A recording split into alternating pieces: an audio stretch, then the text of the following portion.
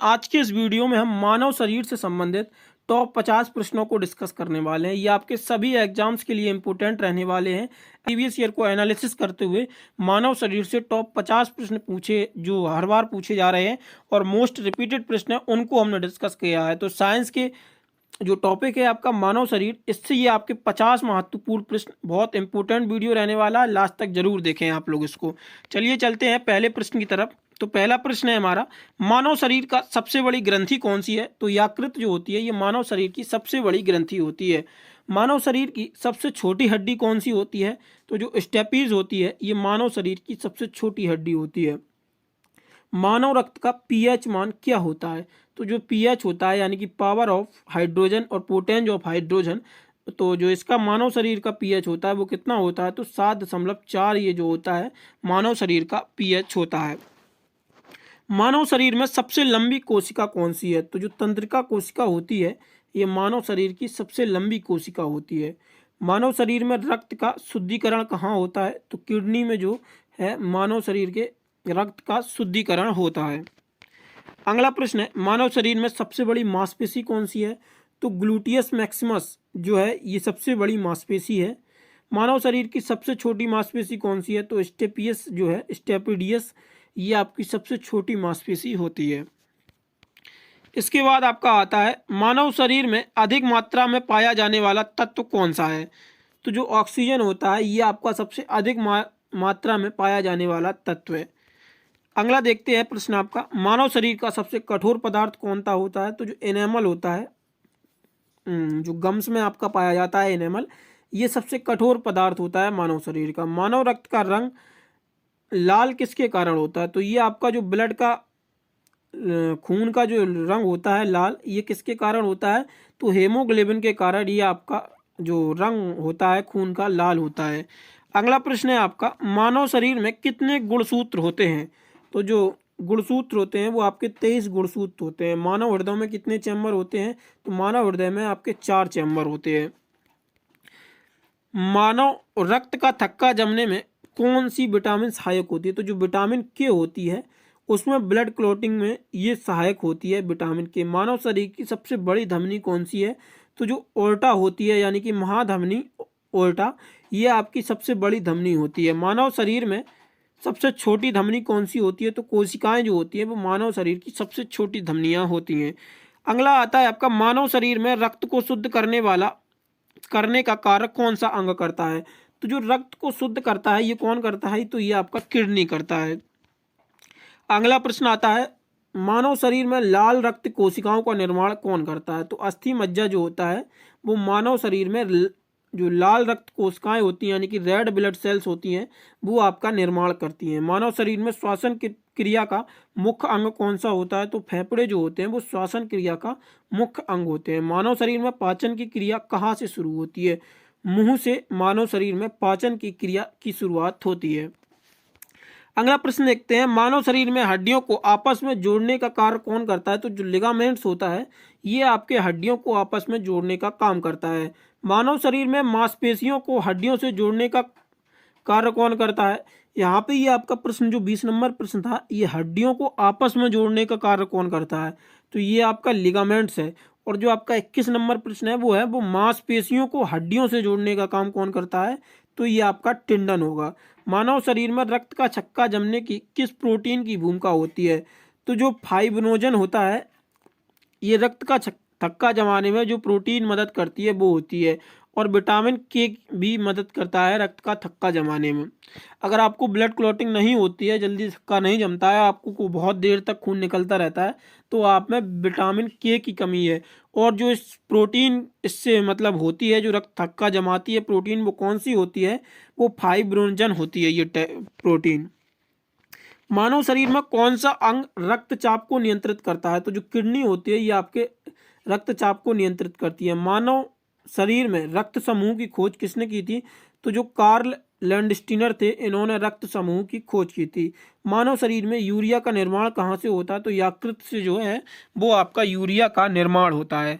अगला प्रश्न देखते हैं। अगला प्रश्न है, मानव शरीर में पित्त रस का स्राव कहाँ से होता है? तो जो आपका पित्त रस होता है यानी कि बाइल जूस जो होता है वो आपका यकृत से बनता है। मानव शरीर में इंसुलिन का रसाव कहाँ से होता है, तो अग्नाशय से जो है वो आपका इंसुलिन का रसाव होता है। मानव शरीर में थायराइड हार्मोन का रसाव कहाँ से होता है, ये आपका थायराइड ग्रंथि। ये आपके सारे के सारे प्रीवियस ईयर प्रश्न हैं जो आपके पूछे गए थे, जो हर बार रिपीट हो रहे थे, हमने उनको ही कवर किया है टॉप 50 में। ऐसे ही हम आगे और भी सीरीज लेके आएंगे टॉप 100 टॉप 200 की, जो आप लोगों के लिए बहुत ज़्यादा स्कोर बूस्टअप होगी लास्ट समय में एग्जाम के लिए। अगला प्रश्न देखते हैं, मानव शरीर में एड्रेनल हार्मोन का रसाव कहाँ से होता है, तो जो एड्रेनल ग्रंथि होती है उससे एड्रेनल हार्मोन का रसाव होता है। मानव शरीर में वृद्धि हार्मोन का रसाव कहाँ से होता है, तो जो पिट्यूटरी ग्रंथि होती है उससे वृद्धि हार्मोन का रसाव होता है। मानव शरीर में रोग प्रतिरोधक क्षमता किसकी वजह से होती है, तो श्वेत रक्त कोशिकाएं होती हैं यानी कि वाइट ब्लड सेल्स जो होती हैं, इनसे ही ये रोग से लड़ने में मदद करती हैं। रोग प्रतिरोधक क्षमताएं होती हैं वाइट ब्लड सेल्स में यानी कि श्वेत रक्त कणिकाओं में, कोशिकाओं में। मानव शरीर में तंत्रिका तंत्र के मुख्य अंग कौन सा होता है, मस्तिष्क और मज्जू मेरु रज्जु जो होता है वो तंत्रिका तंत्र में मुख्य अंग होता है। मानव शरीर में सबसे बड़ा अंग कौन सा होता है, तो आपकी जो त्वचा होती है ये मानव शरीर का सबसे बड़ा अंग होता है। इसके बाद 34 नंबर हम प्रश्न देखते हैं, तो मानव शरीर में सबसे छोटी अंतर रसाव ग्रंथि कौन सी होती है, तो जो आपकी पिट्यूटरी ग्रंथि होती है ये आपकी होती है। मानव शरीर में विटामिन B12 का संचय कहाँ होता है, तो यकृत में जो है वो विटामिन B12 यानी कि विटामिन बी कॉम्प्लेक्स की जितनी भी विटामिन होती हैं उसमें से आपका विटामिन B12 आता है, उसका संचय कहाँ पर होता है, तो ये आपका यकृत में होता है। मानव शरीर में विटामिन डी का संश्लेषण कहाँ पे होता है, तो ये आपका त्वचा में इसका संश्लेषण होता है। अगला प्रश्न देखते हैं, मानव शरीर में कौन सा अंग शरीर का तापमान नियंत्रित करता है, तो हाइपोथैलेमस जो होता है ये आपके सॉरी शरीर के तापमान को नियंत्रित करता है। मानव शरीर में कौन सा अंग भूख प्यास की अनुभूति कराता है, तो ये भी आपका हाइपोथैलेमस होता है। मानव शरीर में कौन सा अंग नींद को नियंत्रित करता है सॉरी ये आपका पाइनियल ग्रंथि होता है जो आपके नींद को नियंत्रित करता है। अगला प्रश्न आता है, मानव शरीर में कौन सा अंग रक्त शर्करा के स्तर को नियंत्रित करता है, यह आपका होता है अग्नाशय। मानव शरीर में कौन सा अंग शरीर की वृद्धि और विकास को नियंत्रित करता है, तो यह आपका होता है पिट्यूटरी ग्रंथि। अगला प्रश्न देखते हैं, अगला प्रश्न है, मानव शरीर में कौन सा अंग तनाव के दौरान हार्मोन को स्रावित करता है, तो एड्रेनल ग्रंथि होती है। मानव शरीर में कौन सा अतिरिक्त स्त्री ग्रंथियों को नियंत्रित करता है, यह भी आपका पिट्यूटरी ग्रंथि होती है। अगला आता है, मानव शरीर में कौन सा अंग शरीर की संतुलन और समन्वय को नियंत्रित करता है, यह आपका होता है सेरिबेलम। मानव शरीर में कौन सा अंग सोचने और समझने और याद करने के कार्य को करता है, तो ये भी आपका सेरिबेलम जो है, सेरिब्रम जो होता है ये आपका कार्य करता है सोचने और समझने की क्षमता को। मानव शरीर में कौन सा अंग हृदय की गति और रक्तचाप को नियंत्रित करता है, यह आपका मेडुला ऑब्लिगेटा होता है। यहाँ पे मेडुला ऑब्लिगेटा से 5 प्रश्न हमको मिले थे जो प्रीवियस ईयर में आपके पूछे गए थे डिफरेंट एग्जाम में। पूछे तो और भी गए होंगे एग्जाम्स, लेकिन ये हमें इंपॉर्टेंट लगे तो हमने इसको 5 प्रश्नों को यहाँ पे कवर किया है मेडुला ऑब्लिगेटा से संबंधित। तो ये पहला प्रश्न था आपका, हृदय की गति और रक्तचाप को नियंत्रित कौन करता है, तो ये आपका मेडुला ऑब्लिगेटा होता है। अगला प्रश्न है आपका, कौन सा अंग सांस लेने की प्रक्रिया को नियंत्रित करता है, ये भी आपका मेडुला ऑब्लिगेटा होता है। इसके बाद आपका 48वां प्रश्न आता है, कौन सा अंग खांसी और छींकने की प्रतिक्रिया को नियंत्रित करता है, ये भी आपका मेडुला ऑब्लिगेटा होता है। अंग उल्टी की प्रक्रिया को नियंत्रित करता है, ये भी मेडुला ऑब्लिगेटा। और इसके बाद आता है आपका, मानव शरीर में कौन सा अंग निगलने की प्रक्रिया को नियंत्रित करता है, ये भी आपका मेडुला ऑब्लिगेटा होगा। तो ये आपके टॉप 50 प्रश्न थे साइंस के जो आपके डिफरेंट एग्जाम में पूछे गए थे और सबसे ज़्यादा रिपीटेड प्रश्न थे। अगर आप लोगों को वीडियो पसंद आई हो तो वीडियो को आप लोग लाइक ज़रूर करें और आप लोगों को बता दें ये PDF जो है आप लोगों को हमारे ऐप पे मिल जाएगी।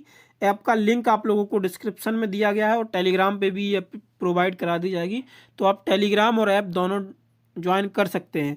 और अगर आपको ई बुक खरीदनी है तो उसका प्राइस जो है वो 49 रुपये है। स्टैटिक जीके की ई बुक है, कंप्लीट स्टैटिक जीके दिया गया है इसमें, मात्र 110 पेज में अब ये आपका कंप्लीट स्टैटिक जीके कवर किया गया है।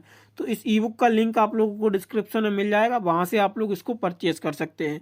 चैनल पर पहली बार आए हैं अगर आप लोग, तो चैनल को सब्सक्राइब जरूर कर लें और अपने दोस्तों के साथ इसको शेयर करना ना भूलें और लाइक ज़रूर कर दें। धन्यवाद।